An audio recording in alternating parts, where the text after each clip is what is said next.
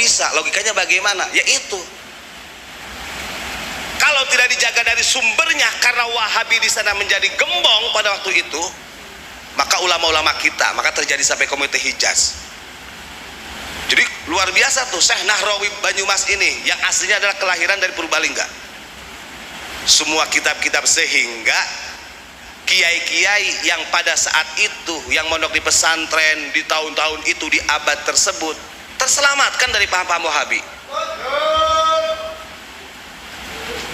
Yang saya herankannya lagi, sekarang MUI sudah ada, pengurus besar Nahdlatul Ulama sudah ada, masih kejeblosan.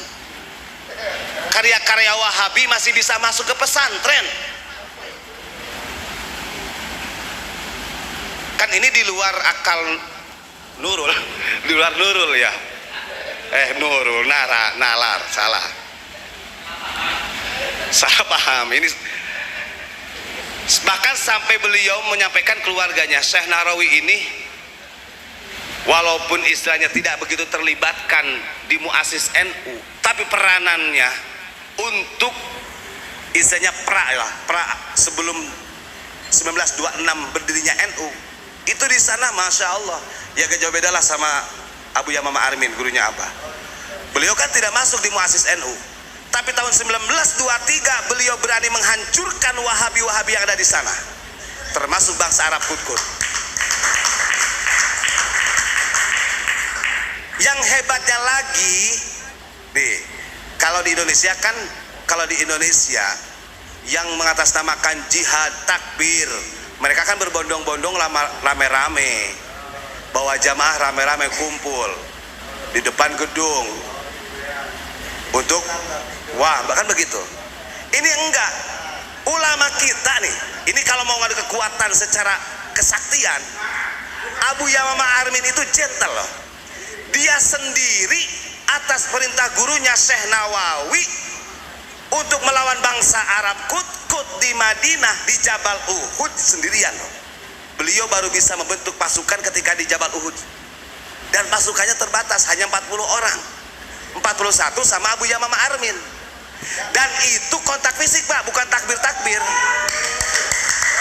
Saya menyampaikan ini fakta supaya warga Indonesia lebih bangga kepada ulama kita daripada ulama lain, itu aja sebenarnya ya. Ini membanggakan ulama-ulama lain, ulama kita dikesampingkan. Ngapunten, kita ini dibekali oleh Abu Yamamah Gufron sejarah tentang ulama Nusantara itu tebal-tebal, termasuk ulama-ulama Banten. Makanya gak salah Bung Karno begitu Abu Yamamah Armin berhasil mengalahkan bangsa Arab Kut-Kut di Jabal Uhud, itu kotak fisik loh Pak. Jadi bukan hanya turun Jokowi, bukan begitu. Artinya apa? Ini kan contoh, kan di kita mah ramenya begitu jihadnya. Mau jihad kemana jihadnya kan? Abu Yamamah Armin itu kontak fisik. Bayangkan 40 pasukan, hanya 40 orang.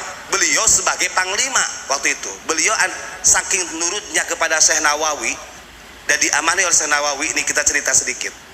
Ini untuk kelas kalibernya ulama kita, selain di bidang produktif dalam hal kitab. Jadi masa kaliber itu ya kaliber beneran, bukan berani kandang. Diperintahkan oleh Syekh Nawawi, amin. Jadi ketika setelah di Mekah, ngapunten, ini ada perubahan nama Pak. Kan dulu namanya kan Armin, belum ada hasannya Pak, ngapunten. Ini cerita langsung dari Umi Fatum. Namanya itu adalah Armin. Abu Hasan Armin ini. Akhirnya dia punya guru namanya Hasan. Hasan ini Muhammad Hasan.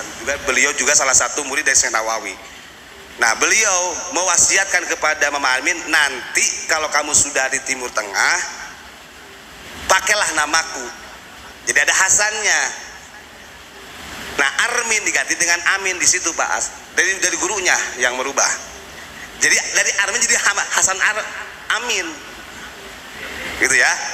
Dipanggil oleh Syekh Nawawi, Amin. Awas, tapi ini bukan masalah politik. Yang saya sampaikan adalah Ki Armin.